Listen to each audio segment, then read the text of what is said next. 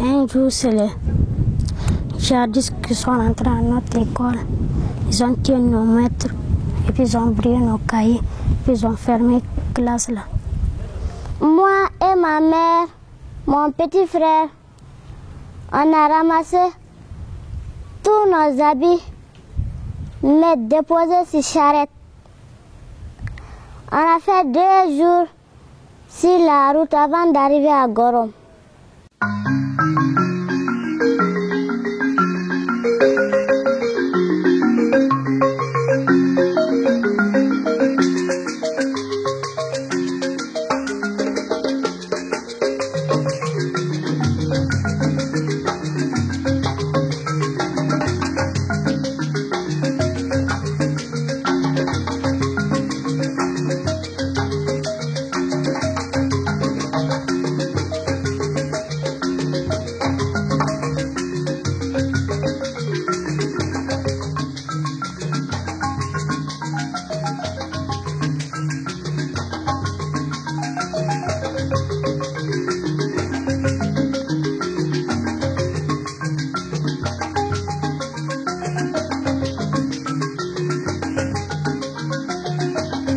L'école burkinabé fait face ces dernières années à de nombreux défis. L'insécurité qui sévit dans les régions du Sahel, du Nord, du Centre-Nord, de l'Est et de la boucle du Mouhoun a entraîné la fermeture de plusieurs établissements scolaires, privant du même coup des milliers d'enfants burkinabés de leur droit d'accès à l'éducation. C'est le cas de Awa Belem Wisko. Je viens de Digla. Je suis déplacée pour venir à Kaya, mais pour reprendre mon école. Mais les conditions de vie c'était difficile. J'ai fait la classe de terminale 2D. Au début de l'école, je n'avais rien pour mes frais de scolarité. J'avais 50 000 pour payer, mais le reste, là, je n'avais pas rempli les dossiers, les frais de dossier. Et je voulais quitter l'école. Santo yire karambisa pam bi julo ya rapport yire bala tivon wo fa karam da porum la santa kawa bara ma san zo ete ton kay yinga wo fa ba karam bala bon e kwa misi ya wa class kwamba ba ba patare nan di me yo ya wor bi ge kwalle bon kitamti wo fa karam ya shemo to pa ma pipi yaw ban yaw la sawata wat tan suk yaw mbata samikti ba mo men patari sin ton shembala bon kal mi mi ndat ndige la école mo donc itam tane fa ya julo ton cheikh kal bi so wenge wa nkin ro kwamba jingo me wuzo fa ra pa mi tengai wa école la saint jean yinga bon siti chepe kwamba ti yawr kabe wusoy la clara mda kayf nderde bi la tengare mi man le junoro shidwa man tandra mun ni école son ti sintierne CP1 kwamba wuzo fa zo impa ma jinshi ti chamade la classe kwamba en tout cas bon wuzo fa ki tumbe julo ya bo yi sabab men ti wuzo fa baskaroma. Le gouvernement, aidé par des partenaires techniques et financiers, des ONG et associations actives dans le domaine de l'éducation, met en œuvre des actions visant à minimiser l'impact de l'insécurité sur l'éducation des enfants dans les zones affectées et rendre notre système éducatif plus résilient. Il y a cependant du chemin à parcourir. Depuis 2 ans, Kaya est devenu le refuge de beaucoup de zones telles que Piscila, Barsalgo, Dablo, Pensa. Et j'avoue que sincèrement, l'année surpassée, l'année passée, nos établissements étaient bondés de personnes, de déplacés.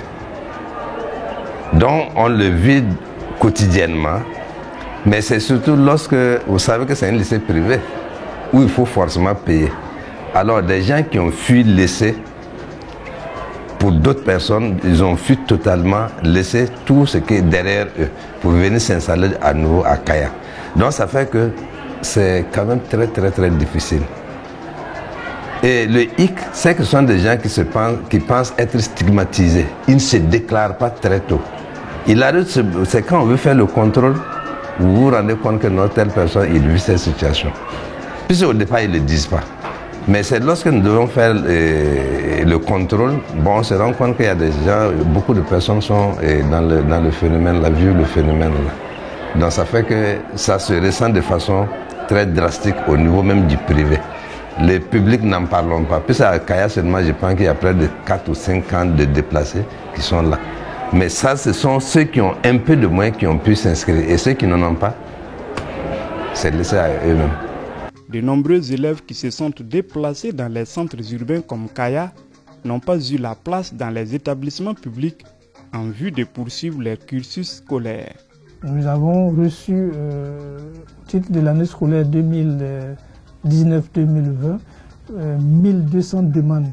Malheureusement, les capacités d'accueil dans les établissements publics n'étant pas trop suffisantes, nous avons pu enregistrer 700 demandes que nous avons inscrites dans nos salles de classe pour les établissements publics. Au défi sécuritaire est venue se greffer la pandémie de Covid-19. Il a fallu donc que l'école burkinabé se réinvente pour faire face au péril.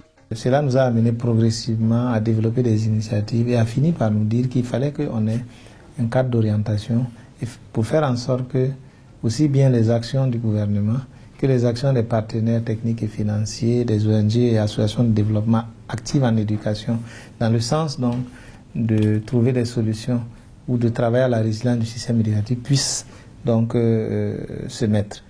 Parce que vous savez que le désordre et la pagaille ne favorisent pas du tout le développement, et donc il fallait cela. Et donc nous avons travaillé donc à pouvoir capitaliser toutes nos expériences, toutes les actions qu'on menait dans ce sens-là, dans un document que nous avons appelé donc la stratégie de scolarisation des élèves dans les zones à fort défi sécuritaire, qui a été adoptée en février 2019. Et en mars, donc, avec la survenue de la pandémie à coronavirus, on s'est rendu compte que il n'y a pas que la crise sécuritaire qui impacte le système, parce que cette crise a provoqué la fermeture de tous les établissements scolaires, donc à partir du 16 mars. Et donc il fallait réfléchir donc, à trouver des solutions à la résilience du système, pour rendre notre système éducatif résilient face aussi bien à la crise sécuritaire, mais à la crise sanitaire. Et donc c'est ainsi que nous avons revu nos stratégies de scolarisation des élèves des zones à fort défi sécuritaire pour en faire une stratégie nationale d'éducation en situation d'urgence qui prend en compte aussi bien la crise sécuritaire, la crise sanitaire, que toute autre crise. Peut être une crise climatique, une crise liée à des inondations, parce que ça provoque aussi le déplacement des populations. Et lorsque ces populations se déplacent liées à des inondations, liées à des habitations qui ont été détruites par les eaux lors de la saison pluvieuse, elles s'abritent dans des lieux sûrs. Et les lieux sûrs dans les villages en général, ce sont les écoles construites et tout. Et après, on a du mal à occuper nos établissements à la rentrée. Donc ça provoque des problèmes. Donc cette stratégie nationale d'éducation en situation d'urgence a été donc celle maintenant qui est de vigueur. Donc c'est la relecture de l'autre stratégie pour en faire une stratégie nationale d'éducation en situation d'urgence. Du gouvernement aux ONG en passant par les services déconcentrés de l'État, les associations et les municipalités, les initiatives se sont multipliées en vue de sauver l'école burkinabé. Nous avons même eu récemment à construire des bâtiments de classe additionnels dans les écoles parce que ce qu'il y avait comme infrastructure ne permettait pas de faire face à la demande. Donc nous saluons les efforts du gouvernement. Le gouvernement fait beaucoup en matière d'éducation. Il y a aussi des partenaires qui s'investissent beaucoup. Vous savez, nous sommes dans une situation où nous avons accueilli beaucoup de déplacés qui sont toujours là. Beaucoup de ces déplacés sont des enfants en âge d'être scolarisés. Donc il fallait quand même qu'il y ait des infrastructures, qu'il y ait l'appareil nécessaire pour permettre à ces enfants, même étant en situation de déplacer, de poursuivre leur cursus scolaire. Donc nous avons aussi beaucoup d'agences des Nations Unies qui s'investissent. Donc nous, quelque part, c'est un domaine dans lequel nous nous investissons. Nous alertons, nous faisons le plaidoyer auprès de nos partenaires, mais même au niveau de nos propres ressources aussi, au niveau de la mairie, nous n'hésitons pas chaque année à investir dans le secteur de l'éducation. Nous avons eu des élèves aussi qui n'avaient pas d'acte de naissance et cela a été résolu en partenariat avec l'action sociale. Alors, comme les enfants sont déplacés aussi bien que leurs parents, il y a des troubles psychologiques et nous avons donc pu apporter des appuis psychosocial à un certain nombre d'élèves et nous avons pu renforcer la capacité de beaucoup d'élèves dans ce sens-là avec le soutien de pas mal de partenaires tels que DRC et Plan International Burkina. Alors, compte tenu du fait que les élèves étaient déplacés, sont venus en grand nombre, nous avons donc vu un accroissement des élèves dans nos salles de classe. Donc, c'est devenu des effectifs pléthoriques. Dans ce sens-là, c'est un phénomène nouveau et nous avons dû, avec des partenaires, développer d'autres stratégies pour pouvoir mieux gérer ces classes-là. Donc, le renforcement des capacités des enseignants. Donc, nous avons développé des thèmes comme la pédagogie de gestion des grands groupes. Nous avons vu d'autres approches pédagogiques telles que la pédagogie différenciée. Tout ça pour mieux outiller les enseignants, de sorte à ce qu'ils gèrent au mieux la réalité présente, à savoir les classes pléthoriques. Il y a un cours qui est dispensé, un cours commun que nous avons élaboré à partir du niveau central et validé avec nos responsables de façon à inculquer des valeurs de patriotisme, d'appartenance à une même communauté de destin et de solidarité vis-à-vis donc de ceux qui souffrent. Et ça, c'est de l'éducation aussi. Et nous tenons à le faire. J'ai écrit quoi? Attendez. Je dis on lève le doigt. Oui? Oui? Oui? Bien.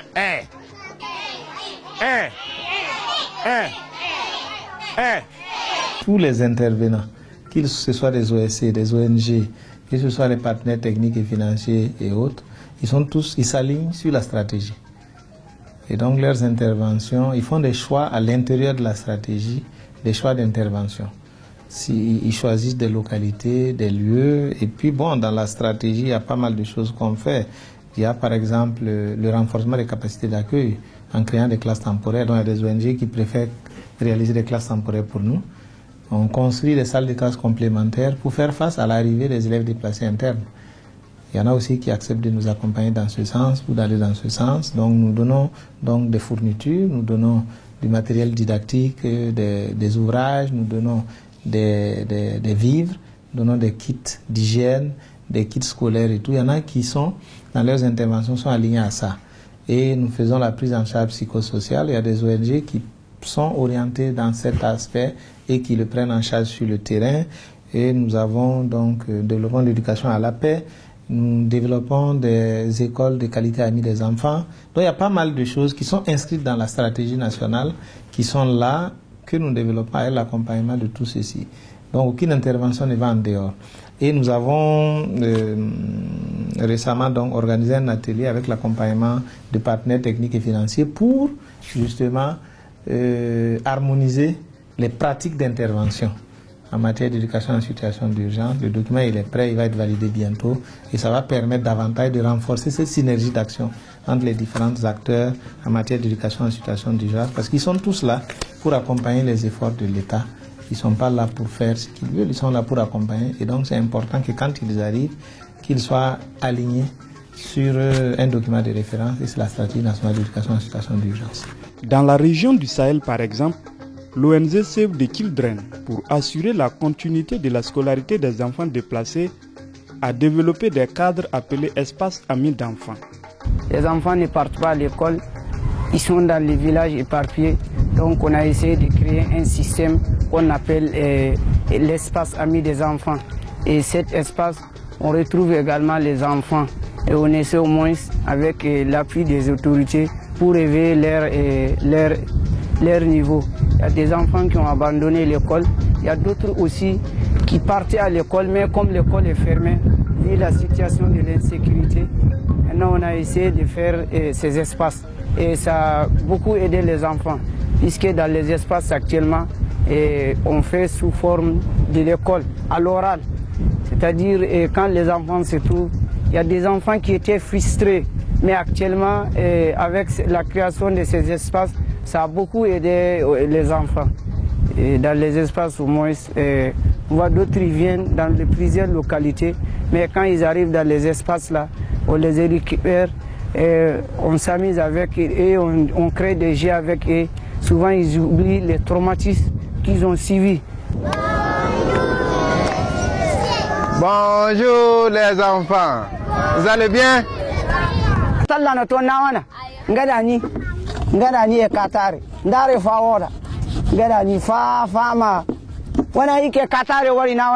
En outre, pour désengorger les classes à effectifs pléthoriques dans les centres urbains du Sahel, cette ONG érige des écoles préfabriquées et déplaçables en fonction des besoins.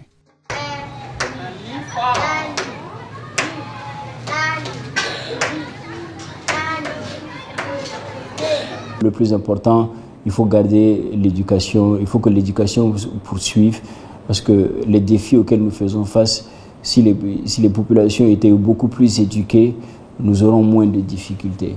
Parce que quand vous voyez que ces terroristes, quand ils arrivent dans des endroits, leur premier réflexe c'est de fermer les écoles, de chasser les enseignants ou s'en prendre à eux. C'est parce qu'ils savent qu'un enfant qui est éduqué, quelque part, il aura les armes pour résister à ces sirènes qui n'ont rien de positif à proposer aux populations. Donc nous faisons l'inverse, nous essayons d'investir et de sensibiliser les populations, sensibiliser les parents pour que les enfants aillent à l'école, qu'ils restent dans les écoles. Et nous faisons ce que nous pouvons avec l'aide du gouvernement et des agences et toutes les autres ONG qui sont impliquées dans le domaine de l'éducation. Nous faisons de manière à ce que au moins les infrastructures et le nécessaire soient disponibles pour leur permettre de poursuivre leur cursus scolaire. L'ensemble des efforts conjugués commence déjà à imprimer des résultats fort appréciables sur le terrain. La conséquence de ces efforts-là, c'est le relèvement du taux de succès au niveau de notre région. En 2019, quand la crise a éclaté, panique, peur, déplacement, fermeture, inachèvement de programmes a eu une conséquence néfaste pour nous. Nous avons occupé le dernier rang au niveau national, au BPC et au BAC. Mais avec l'effort des FDS qui ont contribué à assainir le climat, il y a une certaine stabilité qui est revenue.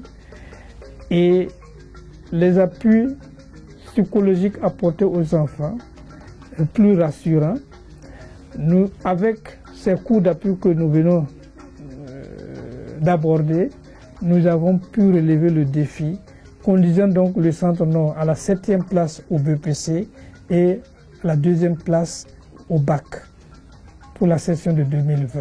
Avec l'accompagnement de tous, nous avons réussi donc à sauver l'année scolaire 2019-2020 et organiser des examens qui se sont très bien passés dans les mêmes conditions que d'évaluation que les examens d'avant.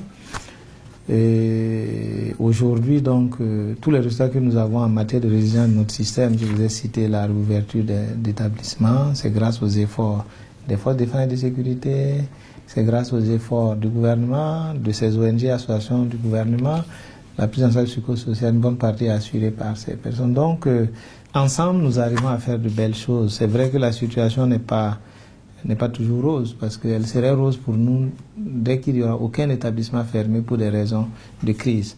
Et malheureusement, il y en a encore pas mal. Donc, du coup, la situation, de mon point de vue, n'est pas rose, mais les efforts des ONG, des associations de développement actif en éducation, des organisations de la société civile agissant dans le système éducatif, des partenaires techniques financiers et de ce que nous faisons, nous permet quand même d'éviter le pire.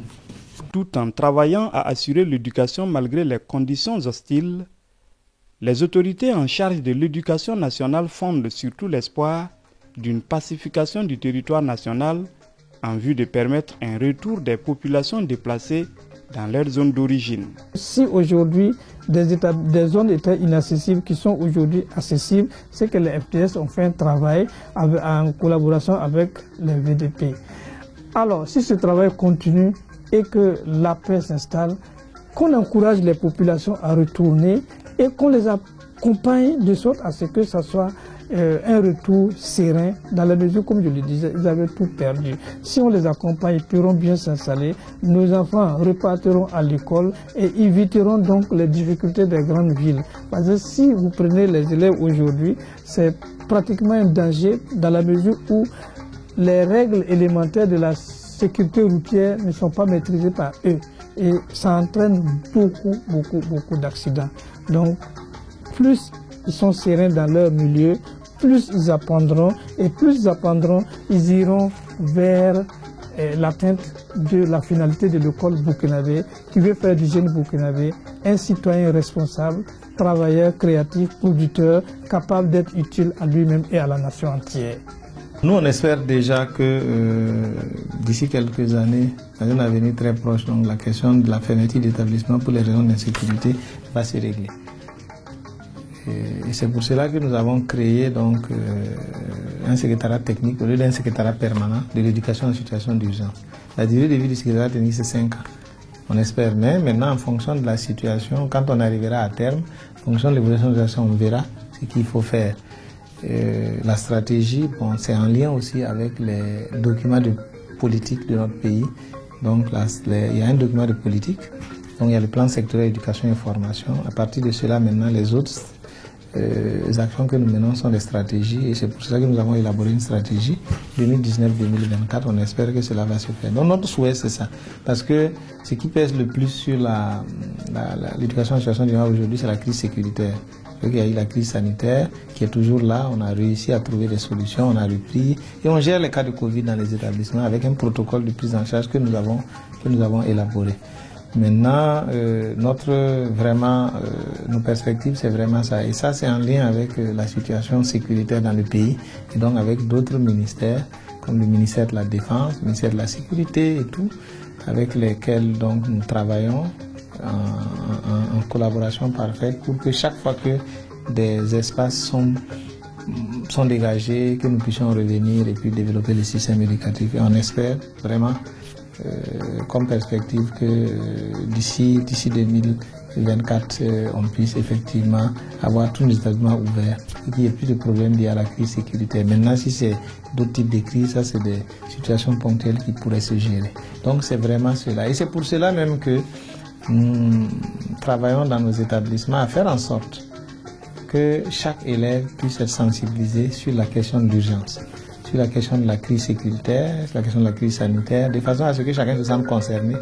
Tous les acteurs sont unanimes que la victoire contre le terrorisme et toutes les formes d'obscurantisme passent nécessairement par une éducation de qualité accessible à tous les enfants de toutes les localités du Burkina en tout temps.